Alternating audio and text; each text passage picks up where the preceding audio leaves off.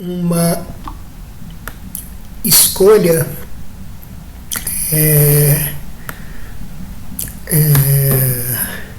que eu não sei muito bem como defender, mas que é uma escolha que tem a ver com uma certa linha, uma certa leitura, uma certa pegada do século XX, essa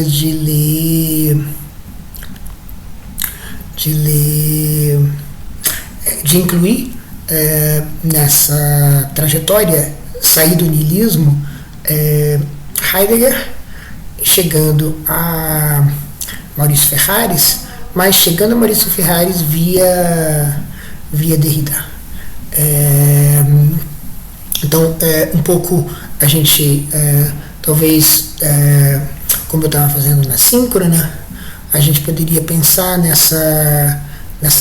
nesse caminho que vai de Nietzsche a Derrida via Heidegger, via o Nietzsche de Heidegger, que não é necessariamente o Nietzsche de Derrida, mas o que importa aqui, para nós, sobretudo, é esse contato entre Derrida e Nietzsche. E, em particular, eu vou tentar começar a interessar vocês nessa fertilidade do conceito de suplemento. Um conceito que da gramatologia aparece como um conceito que aparece como equivalente a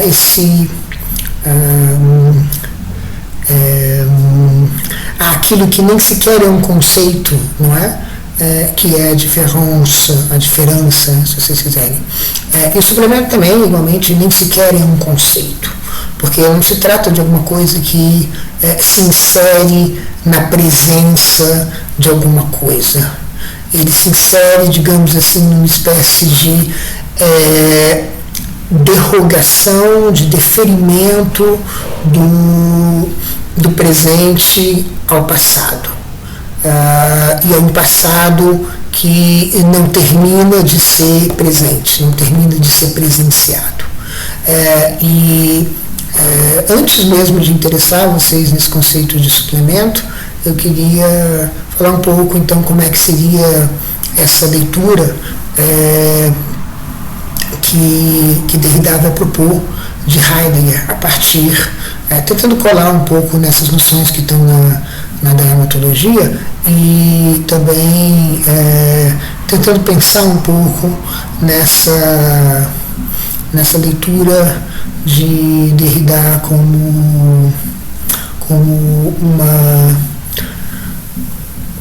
uma possível resposta nietzschiana à acusação que Heidegger faz de que a metafísica se expõe, se transparece, se revela e se consuma em Nietzsche. A ideia é que a substancialidade, a palavra ousia é uma palavra que é traduzida, a gente tem traduzido ela, como substância, como muitas vezes se faz, mas com Derrida, e também às vezes como morada, como toca, e às vezes mas Heidegger e Derrida preferem entender traduzir ousia como presença. Então a presença, ela é alguma coisa que está associada ao presente, a estar inteiramente ali, e a presença envolve uma permanência. O Derrida vai associar a presença a uma capacidade da oralidade, da fala, que se perde na escrita. E isso não quer dizer necessariamente que a fala preceda a escrita, mas quer dizer que na fala há uma presença do que na escrita, ao passo que na escrita há sempre um passado, né? quando uma coisa está escrita, quando uma coisa já está dita, ela já foi dita, ela já foi escrita, portanto ela remete a um passado, né? E aqui a gente pode ser um primeiro contato com essa relação de suplemento, porque a escrita aqui aparece como, com Rousseau, como um suplemento da fala, um suplemento que ao mesmo tempo substitui a fala, representa a fala, mas agrega alguma coisa, como uma prótese, agrega alguma coisa à fala, e ao agregar alguma coisa, mostra que havia alguma coisa faltando. Então se torna de uma relação de suprir alguma coisa, que é o próprio suprimento que entende, que instaura como faltante. Então esse primeiro momento da passagem da fala para a escrita é o momento do suplemento, em que, digamos assim, a gente mostra que como a escrita mostra que como para guardar a fala é preciso suplementá-la, né? E ao mesmo tempo o presente da escrita já não está mais ali. O diálogo com o Fedro é bastante importante, né? Esse tema de que os deuses egípcios discordam de se a fala, se a escrita vai trazer menos ignorância e menos esquecimento ao povo egípcio. Um diz que sim, e o outro vai dizer assim: a fala vai se tornar, a oralidade vai se tornar ainda mais esquecida e ainda mais ignorante. Ainda que os escritos estejam menos esquecidos e menos ignorantes, mas os escritos, eles precisam ser lidos. Então eles precisam ser acessados, é como se fosse um presente postergado. A escrita ainda não é aquilo que eu estou falando, é aquilo que eu estou escrevendo porque eu já falei, ou que eu estou escrevendo porque eu vou falar. Então a escrita é um recurso de arquivo que distorce a presencialidade da oralidade. Outro elemento bastante importante no diálogo com o Fedro é precisamente que nesse diálogo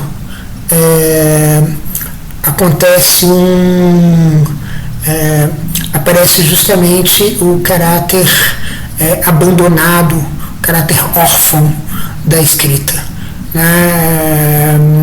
Se trata de um logos, de um argumento que não tem mais ninguém para defendê-lo. Ou seja, o texto ele não está plenamente presente. O texto escrito, código, se vocês quiserem, ele não está plenamente presente. Para ele estar plenamente presente, ele teria que estar sendo dito, sendo lido por alguém que é capaz de pegar um livro escrito que está aqui sem ninguém para defendê-lo. Derrida não está aqui porque o livro está aqui, e lê-lo, e ao lê-lo procurar defendê-lo, mas ele não tem esse defensor, esse pai como um defensor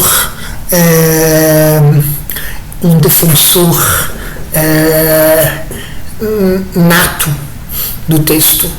O texto foi escrito e foi abandonado.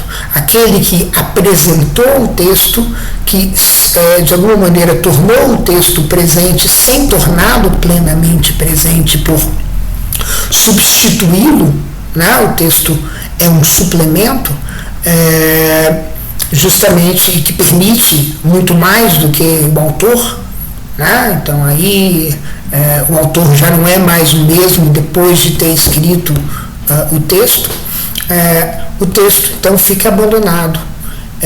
A imagem que Platão também se serve, ou seja, que Sócrates também se serve nesse diálogo o Fedro, é a imagem de uma dispersão. Quando você fala com alguém, você vai preparando a terra, adubando-a, dando a ela tudo que ela precisa para que aquela semente que você vai introduzir vai germinar. E, no entanto, quando você escreve, você joga a semente ao vento e você não sabe aonde é que isso vai germinar, em que território esse código vai ser descodificado, se vocês quiserem por um instante pensar assim. Então é como se você sempre requerisse do codificado algum elemento que pudesse lê-lo, né? O livro não vem com seu leitor, então o livro não está plenamente presente nesse sentido. Então o livro é um argumento abandonado por aquele que o concebeu, que o fabulou, que o construiu. Bom, então, aí você tem a dispersão, a semente está abandonada, ela pode nunca encontrar o território certo, um livro pode nunca encontrar os seus leitores.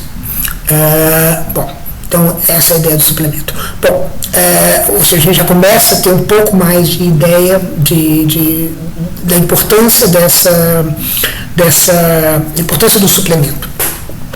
Bom, aí, à primeira vista, a gente pode pensar, bom, mas então a gente estava às voltas com o niilismo, que é definido mais ou menos, grosso modo, para a gente ter em mente, presente, veja como isso sempre é complicado, porque mesmo as coisas que a gente entende, a gente não tem em mente presente, ou seja, é da memória mesmo.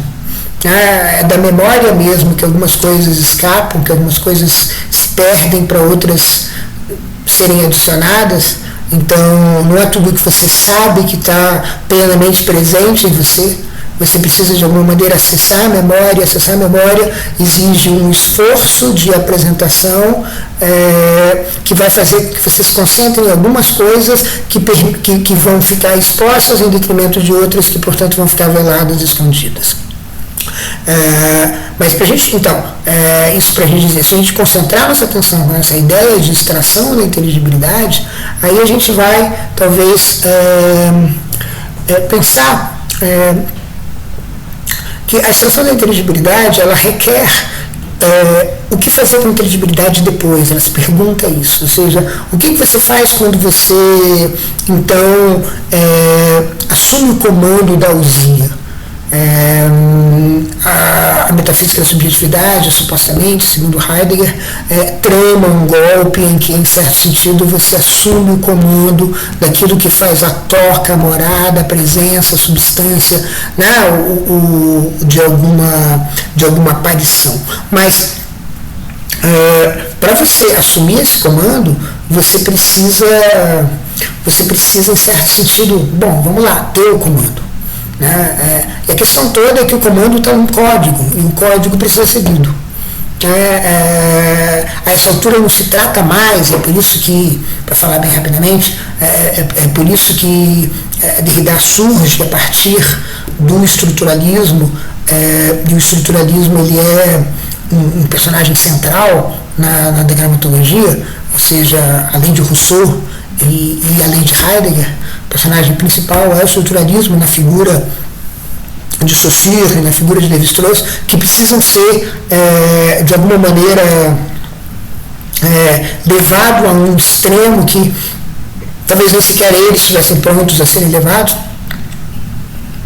para a gente entender que a diferença, né, ela se torna alguma coisa que constitui a própria significação e a própria separação entre o sensível e o inteligível. E quando a gente está pensando na diferença como anterior a isso, portanto ao suplemento como alguma coisa anterior ao sensível e inteligível, a gente está vendo que a gente está mais ou menos, pode ler isso mais ou menos no continente em que está a empreitada nihilista que prioritária da metafísica, segundo Heidegger, começa no gesto platônico da separação entre inteligível e sensível. Então, a gente pode pensar no inteligível como alguma coisa que requer para se manter enquanto algo separado do sensível, uma espécie de suporte. E é essa espécie de suporte que pode ser, por exemplo, um livro, um tratado. Quando você entende, por exemplo, tudo sobre a floresta amazônica, você coloca isso num tratado. E quando você coloca num tratado, você coloca num livro. Você coloca num livro, você coloca num arquivo, em algum texto, em algum código. Esse código, esse texto, esse livro, ele precisa ser lido. Né? E aí a gente começa a ver que essa complicação ela não está distante de Platão. Em certo sentido, não é por acaso que Platão, no Fedro, é um defensor, isso é de Derrida, é um defensor da oralidade contra a escrita. Porque precisamente a escrita enfim, a disseminação, jogar sementes ao ar, propagar na oralidade mais esquecimento e ignorância, e também justamente um logos, uma razão sem pai, uma razão órfã. Né? Então é contra essa orfandade que, de fato, na própria performance de Sócrates, isso aparece no Fedro, porque se trata, por exemplo, de dar as voltas com o discurso escrito, relembrado de Lísias. E aí aparece toda a questão de escrever o discurso, não escrever o discurso, e essa presença compartilhada é justamente essa presença plena que na oralidade que está associada à metafísica, como se a gente pudesse, e esse é talvez o engano gramatológico da metafísica, como se a gente pudesse fazer capturar de uma vez por todas essa inteligibilidade e tê-la independente de qualquer suporte, diga-se, independente de qualquer suplemento, como se a gente pudesse, digamos, então, ter o comando puro, porque para o comando ser comando, esse comando precisa ser comandado, esse comando precisa ser executado, e a execução desse comando envolve você abrir o comando e ler o comando. E é esse o ponto. A questão é que quando você lê, aquilo que você lê vai depender do que está à sua volta, às margens, do que está, do contexto e do cotexto que está aquilo. É por isso que seria preciso para Platão preparar a terra para a semente entrar. Senão a semente entra em qualquer lugar, justamente vai se tornar como que vai ficar à mercê do seu herdeiro, do seu território, da sua execução. Né? Então, exatamente essa necessidade de um suporte é que traz a possibilidade de um suplemento, que é na escrita, o texto escrito que é o suplemento de oralidade, mas que requer um suplemento que é aquele que vai lê-lo e vai lê-lo num certo contexto. E cada uma das palavras que você exprime a inteligibilidade de alguma coisa que você extraiu, um código, todas elas, todos esses signos, eles vão depender do jogo de diferenças que você está fazendo. Eles não são estabelecidos de uma vez por todas, eles também precisam desse suporte, porque o suporte que as diferenças fazem, instanciando aquilo que a inteligibilidade supostamente extraiu de todo o resto. Então, o tratado ele vai precisar ser lido, e ao ser lido, ele vai ser lido de acordo com o seu tempo. A gente não lê mais Giordano Bruno, a gente não lê mais o Fedro da mesma maneira como a gente lia quando Aristóteles supostamente teve contato com isso, ou quando os neoplatônicos se sentiram atraídos por endossar essa defesa da oralidade. E o mesmo, como o Derrida insiste, com Rousseau e com Saussure, e o próprio Lévi-Strauss nele, ou seja, esse privilégio da oralidade, que é também uma primazia, porque é como se o suplemento, justamente por ele negar essa possibilidade da permanência da originalidade, da permanência da presença, da permanência da substância, da permanência do começo do original, justamente por isso é que ele tivesse, digamos assim, arte anterior, né? É por isso que o Derrida vai falar do rastro, né? La trace, ele vai falar do rastro como se o rastro tivesse fosse uma forma de escrita que está anterior mesmo à oralidade, que apontasse para alguma coisa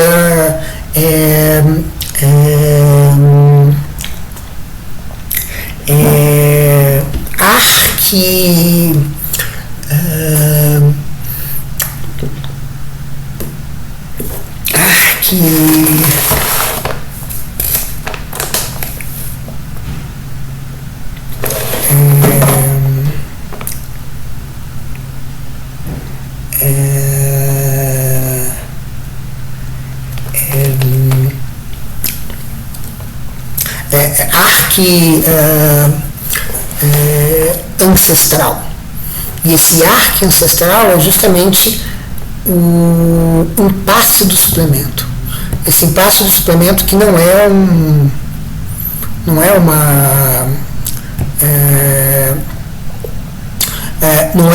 uma presença original. O suplemento nunca, portanto, está presente completamente, como o livro não está presente completamente, né? Como o texto não está presente completamente. Mas justamente por isso é que ele é da natureza desse arquitraço, que vem, portanto, anterior ao original, enfiando o original, o começo, num abismo, que é um abismo que, digamos assim, um abismo que está para cima. Não é um abismo que aponta para um começo original, para um primeiro ponto, como em Heidegger, um começo mais começante, mas se trata de um começo que nunca começa, né? de uma despedida interminável, se vocês quiserem, uma despedida interminável da metafísica. E aí a gente pode pensar um pouco nessa diferença entre, uma diferença que não é necessariamente importante, mas a gente pode dar uma certa importância para ela, o projeto de destruição, de destruição da metafísica que Heidegger acalenta, sobretudo no início da sua carreira filosófica, e o projeto da desconstrução. O projeto da desconstrução é uma despedida, é como se fosse uma despedida permanente, como eu estava dizendo, né? Como esse abismo para cima, esse abismo que está justamente naquele começo, que é um abismo só no sentido de que está naquele começo que não é um começo, naquele começo que nunca foi presente. É só nesse sentido que o começo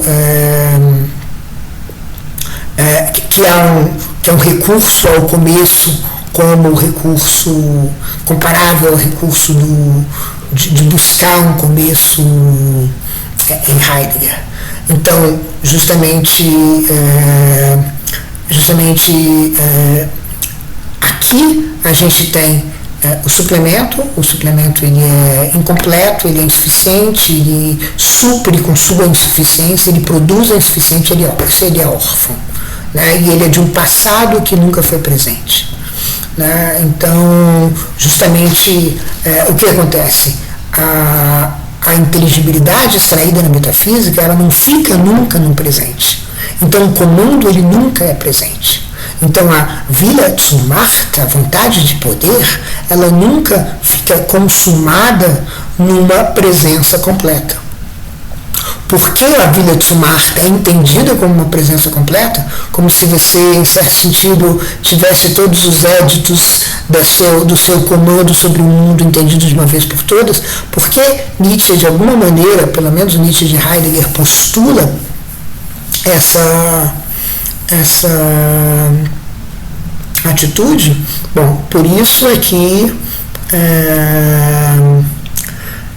justamente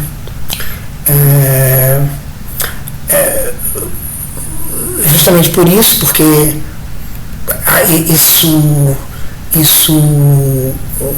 a vontade de poder aparece como uma presença completa, é que Nietzsche é um metafísico, o último dos metafísicos mais consumados, dos metafísicos mais transparentes, dos metafísicos mais explícito dos metafísicos. Mas justamente a questão é que a inteligibilidade que você extrai é uma inteligibilidade que vai sempre precisar, ela vai sempre continuar precisando de uma história, de uma suplementação. Então, quanto mais o niilismo avança, mais a metafísica também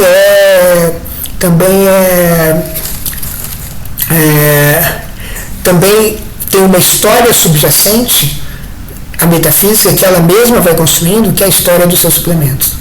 Então é como se a metafísica ela abrisse o caminho para a sua própria desconstrução, porque ela abre o caminho para a gente pensar no suplemento.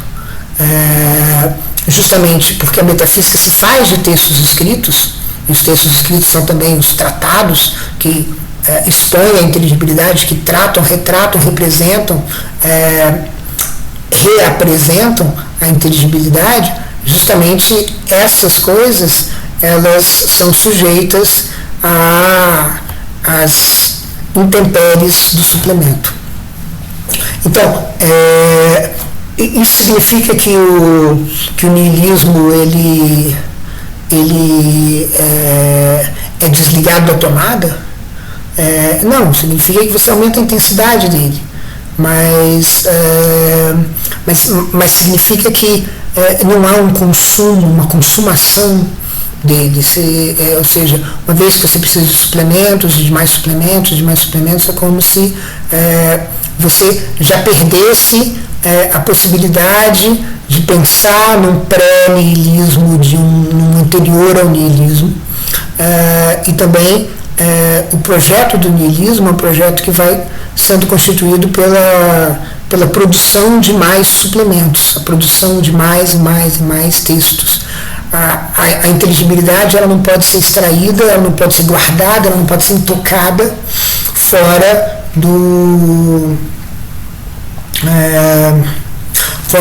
sem a ajuda de um suporte, né? Então, aí a gente vê como o suplemento, que é também, né, essa tentativa de remediar,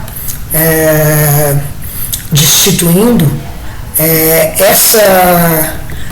gente vê como suplemento, ele é uma pedra no sapato do projeto niilista, e em particular do projeto de saída do niilismo. Isso não quer dizer que a desconstrução não está em par com o projeto da destruição de Heidegger, do projeto do salto, né?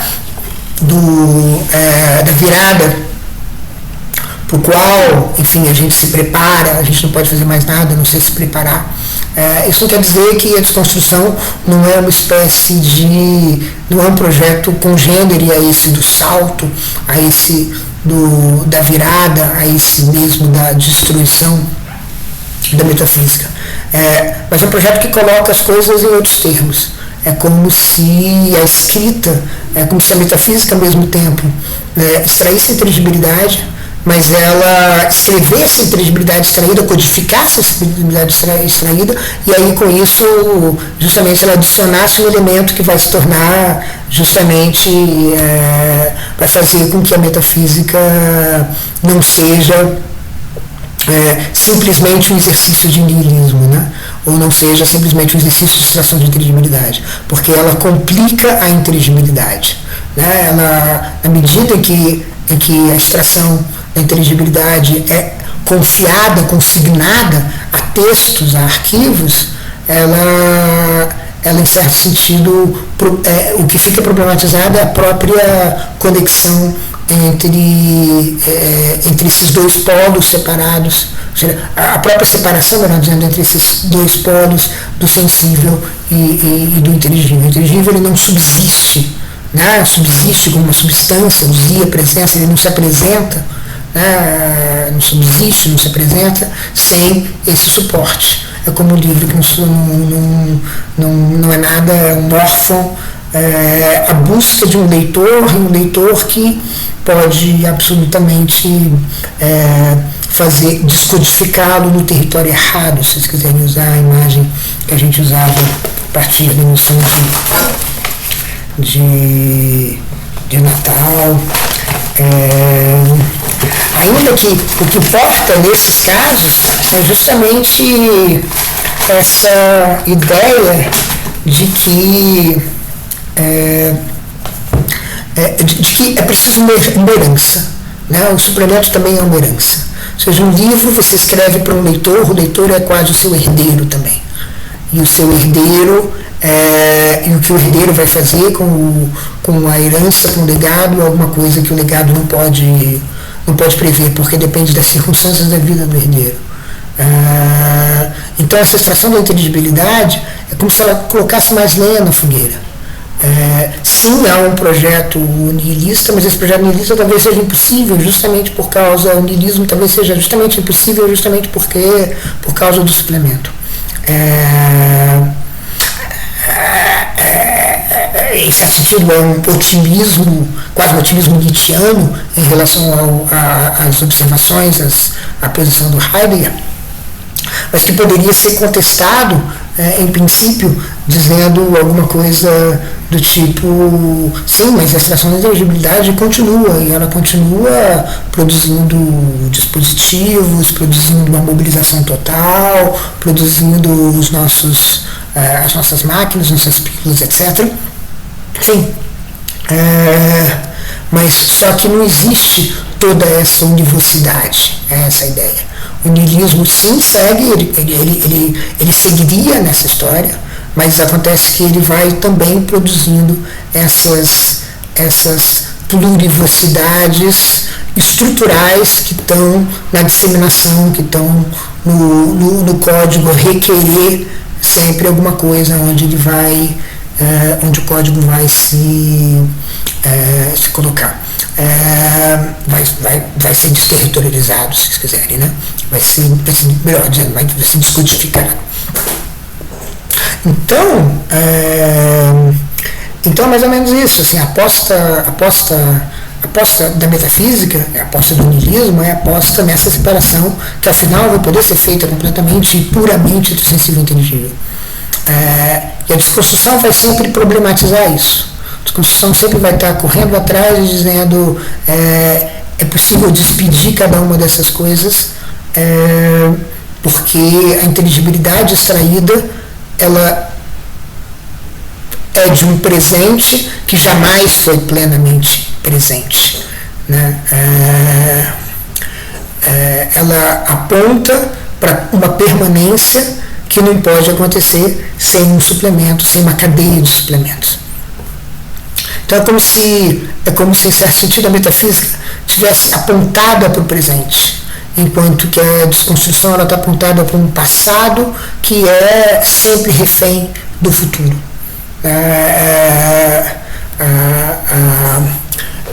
Então é como se, em certo sentido, mais que mudasse de assunto, encontrasse um outro ângulo para ver o que o niilismo então está fazendo.